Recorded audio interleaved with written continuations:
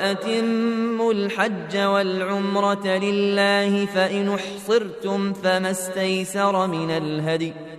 ولا تحلقوا رؤوسكم حتى يبلغ الهدي محله فمن كان منكم مريضا أو به أذى من رأسه ففدية من صيام أو صدقة أو نسك فإذا أمنتم فمن تمتع بالعمرة إلى الحج فما استيسر من الهدي فمن لم يجد فصيام 3 أيام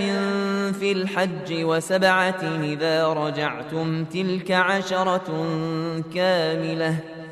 ذلك لمن لم يكن أهله حاضر المسجد الحرام